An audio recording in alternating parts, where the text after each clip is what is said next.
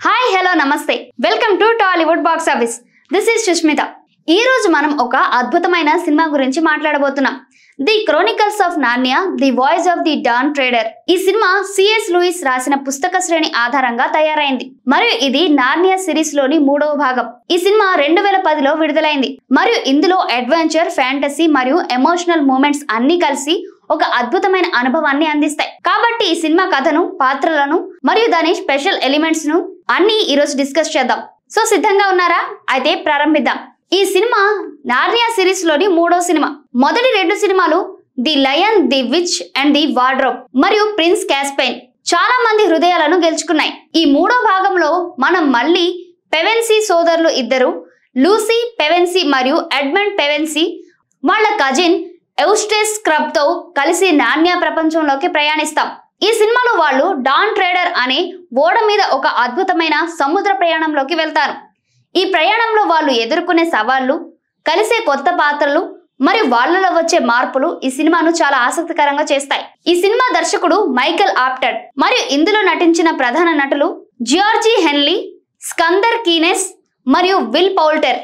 అలాగే మనకు తెలిసిన అస్లాన్, రెపిచీప్ మరియు ప్రిన్స్ కాస్పియన్ వంటి పాత్రలు కూడా ఈ కథలో కీలక పాత్రలు పోషిస్తాయి. ఈ సినిమా ఒక ఫ్యాంటసీ అడ్వెంచర్ గా మాత్రమే కాకుండా ధైర్యం, స్వీయ ఆవిష్కరణ మరియు స్నేహం గురించి కూడా చెప్తుంది.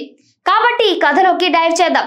సినిమా మొదలవ్వడం ఇంగ్లాండ్ లోని 2వ ప్రపంచ యుద్ధం సమయంలో జరుగుతుంది. లూసీ మరియు ఎడ్మండ్ పెవెన్సీ తమ కజిన్ ఎవుస్టేస్ స్క్రబ్ ఇంట్లో ఉంటున్నారు. ఎవుస్టేస్ ఒక స్వార్థపరుడు, ఎప్పుడు ఫిర్యాదు చేసే రకం. అతనికి నార్నియా గురించి ఏమీ తెలియదు. మరి అతను లూసీ మరియు ఎడ్మండ్లు నార్నియా గురించి మాట్లాడుకునేటప్పుడు వాళ్లను ఎగతాళి చేస్తాడు. కానీ ఒక రోజు లూసీ గదిలో ఉన్న ఒక పెయింటింగ్ ను చూస్తూ ఉంటుంది. అది ఒక సముద్రం మరియు ఓడను చూపిస్తుంది. అది చూస్తున్నప్పుడు ఆ పెయింటింగ్ లోని నీరు నిజంగా కదలడం మొదలవుతుంది మరియు ఒక్కసారిగా ఆ గదిలోకి నీరు వరదలా వస్తుంది. ఈ సన్నివేశం చాలా ఉత్కంఠభరితంగా ఉంటుంది. లూసీ, ఎడ్మండ్ మరియు ఎవుస్టేస్ ముగ్గురు ఈ నీటిలో మునిగిపోతారు మరియు వాళ్ళు తేలుతూ నార్నియాలోని సముద్రంలోకి వచ్చేస్తారు. అక్కడ వాళ్ళను డాన్ ట్రేడర్ అనే ఓడలోకి లాగుతారు. ఈ ఓడలో ప్రిన్స్ కాస్పియన్ ఉంటాడు. ఇప్పుడు అతను నార్నియా రాజు. కాస్పియన్ వాళ్ళను చూసి సంతోషిస్తాడు. కానీ ఎవుస్టేస్ మాత్రం ఈ పరిస్థితిని అస్సలు ఇష్టపడడు. అతను ఈ ప్రపంచం గురించి ఏమీ అర్థం చేసుకోలేడు. డాన్ ట్రేడర్ అనేది నార్నియాలోని ఒక గొప్ప ఓడ. దాని డిజైన్ చాలా అందంగా ఉంటుంది. ఒక ఓడ మీద కాస్పియన్, లూసీ, ఎడ్మండ్ మరియు ఎవుస్టేస్ కలిసి ఒక ముఖ్యమైన మిషన్ కు బయలుదేరతారు. ఈ మిషన్ ఏమిటంటే నార్నియా నుండి అదృశ్యమైన 7 లార్డ్లను వెతకడం. లార్డ్ ఆక్టేసియన్, లార్డ్ రెస్ట్మిర్, లార్డ్ రెస్టిమర్, లార్డ్ రూప్, లార్డ్ మౌరామోన్, లార్డ్ రెవిలియన్ మరియు లార్డ్ అర్గోస్. వీళ్ళు నార్నియా రాజు కస్పియన్ తండ్రి సమయంలో బహిష్కరణకు గురై తూర్పు సముద్రంలోకి పంపబడ్డారు. వీళ్లను కనుక్కోవడానికి కాస్పియన్ మరియు అతని టీం డాన్ ట్రేడర్ మీద తూర్పు సముద్రాలకు ప్రయాణిస్తారు.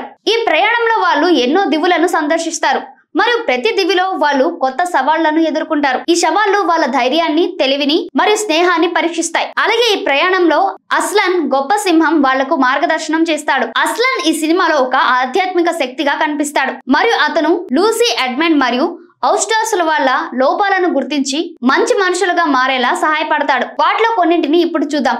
లోన్ ఐలాండ్స్, డాన్ ట్రేడర్ బృందం మొదట ఆగే దివులు లోన్ ఐలాండ్స్. ఇక్కడ వాళ్ళు ఒక షాకింగ్ విషయం తెలుసుకుంటారు. ఈ దివుల్లో బానిస వ్యాపారం జరుగుతుంది. లూసీ, ఎడ్మండ్, కాస్పియన్ మరియు ఎవుస్టేస్ కొంతమంది బానిసలుగా పట్టబడతారు. కానీ కాస్పియన్ తన రాజు గుర్తింపును ఉపయోగించి మంచి ఐలాండ్స్ మీద నార్నియా పరిపాలనను తిరిగి స్థాపిస్తాడు. ఇక్కడ వాళ్ళు లార్డ్ బెన్ ను కలుస్తారు మరియు అతను తన వద్ద ఉన్న ఒక మాయ కత్తిని కాస్పియన్ కు ఇస్తాడు. ఈ కత్తి 7 లార్డ్లకు చెందిన 7 కత్తులలో ఒకటి మరియు ఇవి కథలో చాలా ముఖ్యమైనవి. ఈ సన్నివేశంలో ఎవుస్టేస్ చాలా ఫిర్యాదు చేస్తాడు. అతను ఈ ప్రయాణంలో భాగం కావడం ఇష్టపడడు. కానీ తప్పనిసరి పరిస్థితిలో ఉండడం వల్ల అతను కూడా ఈ అడ్వెంచర్ లో పాల్గొంటాడు. గోల్డ్ వాటర్ ఐలాండ్ తర్వాత వాళ్ళు ఒక దివికి చేరుకుంటారు. అక్కడ ఒక మాయా నీటి గుండం ఉంటుంది. ఈ గుండంలో ఏది పడినా బంగారంగా మారిపోతుంది. ఈ దివిలో వాళ్ళు లార్డ్ రెస్టిమర్ శరీరాన్ని కనుగొంటారు. అతను ఈ గుండంలో పడి బంగారం విగ్రహంగా మాయమైపోతాడు. ఈ సన్నివేశంలో లూసీ, ఎడ్మండ్ మరియు కెస్పియన్లలో లోభం ఒక్కసారిగా పెరుగుతుంది. వాళ్ళు ఈ బంగారు శక్తిని ఉపయోగించాలని ఆలోచిస్తారు. కానీ అస్లాన్ హెచ్చరిక వల్ల వాళ్ళు తమ ఆలోచనలు మార్చుకుంటారు. ఈ దివిలో ఎయిస్టస్ కూడా ఒక పెద్ద తప్పు చేస్తాడు. అతను ఒక డ్రాగన్ గుహలోకి వెళ్లి అక్కడ ఉన్న బంగారంతో ఆకర్షితుడై ఒక మాయా బంగారు బ్రేస్లెట్ ను తీసుకుంటాడు. దీనివల్ల అతను ఒక డ్రాగన్ గా మారిపోతాడు. ఈ సన్నివేశం ఎయిస్టస్ పాత్రలో ఒక పెద్ద టర్నింగ్ పాయింట్. అతను డ్రాగన్ గా మారిన తర్వాత అతని స్వభావం కూడా కొంత మార్పు చెందుతుంది. అతను తన స్వార్థపు ఆలోచనలు వదిలేసి ఇతరులకు సహాయం చేయడం మొదలు పెడతాడు. డఫల్ ఐలాండ్ తర్వాత వాళ్ళు డఫల్ ఐలాండ్ కి చేరుకుంటారు. అక్కడ డఫల్ పర్డ్స్ అనే ఒక కాలితో ఉన్న జీవులు ఉంటాయి. ఈ జీవులు చాలా హాస్యాస్పదంగా ఉంటాయి మరియు వాళ్ళు ఒక మాయాకారుడు కొరియాకిన్ ఆధీనంలో ఉంటాయి. కొరియాకిన్ వాళ్లకు ఒక మాయా పాఠాన్ని ఇస్తాడు. ఇది వాళ్ళ ప్రయాణంలో సహాయపడుతుంది. ఈ దివిలో లూసీ ఒక మాయా పుస్తకాన్ని చూస్తుంది. దీనిలో ఆమె తన అంతం గురించి ఆలోచించే సన్నివేశం ఉంటుంది. ఈ సన్నివేశంలో లూసీ తన సోదరి సూసాన్ లా కనిపించాలని కోరుకుంటుంది. కానీ అస్లాన్ ఆమెకు తన సొంత విలువను గుర్తు చేస్తాడు. డార్క్ ఐలాండ్ సినిమాలో అత్యంత ఉత్తేజకరమైన భాగం. ఈ దివి చుట్టూ ఒక చీకటి మంచు ఉంటుంది. ఇక్కడ వాళ్ళు లార్డ్ రూప్ ను కలుస్తారు. డార్క్ ఐలాండ్ లో ప్రతి ఒక్కరి భయాలు నిజమవుతాయి. ఈ సన్నివేశంలో లూసీ, ఎడ్మండ్ మరియు కెస్పియన్ తమ భయాలను ఎదుర్కొంటారు. ముఖ్యంగా ఎడ్మండ్ ను ఒక సముద్ర సర్పం బెదిరిస్తుంది.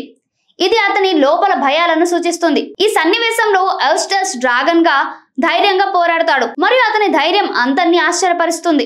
ఎయిస్టస్ యొక్క ప్రవర్తనను ఈ సినిమాలో ఎయిస్టస్ స్క్రబ్ పాత్ర చాలా ముఖ్యమైనది. అస్లాన్ అతన్ని తిరిగి మనిషిగా మార్చే సన్నివేశం చాలా ఎమోషనల్ గా ఉంటుంది. అస్లాన్ అతని డ్రాగన్ శరీరం తొలగించి అతని మళ్ళీ ఎయిస్టస్ గా మారుస్తాడు. ఈ ప్రవర్తన ఎయిస్టస్ కు ఒక కొత్త జీవితాన్ని ఇస్తుంది మరియు అతను మరింత దయగల, ధైర్యవంతమైన వ్యక్తిగా మారతాడు. అస్లాన్ యొక్క పాత్ర అస్లాన్ ఈ సినిమాలో ఒక గైడ్ గా, ఆధ్యాత్మిక శక్తిగా కనిపిస్తాడు. అతను లూసీ, ఎడ్మండ్ మరియు ఎయిస్టస్ లకు వాళ్ళ లోపాలను గుర్తు చేస్తాడు మరియు వాళ్ళను సరైన మార్గంలో నడిపిస్తాడు. సినిమా చివర్లో అస్లాన్ వాళ్ళకు ఒక ముఖ్యమైన సందేశాన్ని ఇస్తాడు. వాళ్ళు తమ ప్రపంచంలో కూడా అతన్ని కనుగొనవచ్చని. ఈ సన్నివేశం చాలా ఎమోషనల్ గా ఉంటుంది మరియు ఇది సినిమాకు ఒక అద్భుతమైన ముగింపును ఇస్తుంది. ఇందులో చాలా ముఖ్యమైన థీమ్స్ ఉన్నాయి. లూసీ, ఎడ్మండ్ మరియు ఎయిస్టస్ తన లోపాలను గుర్తిస్తారు మరియు మంచి మనుషులుగా మారతారు. స్నేహం మరియు టీం వర్క్. డాన్ ట్రేడర్ బృందం కలిసి పనిచేస్తూ ఎన్నో సవాళ్లను అధిగమిస్తుంది. అస్లాన్ యొక్క పాత్ర ద్వారా సినిమా విశ్వాసం మరియు ఆధ్యాత్మికత గురించి కూడా మాట్లాడుతుంది. ఈ సినిమాలో విజువల్ ఎఫెక్ట్స్ చాలా అద్భుతంగా ఉంటాయి.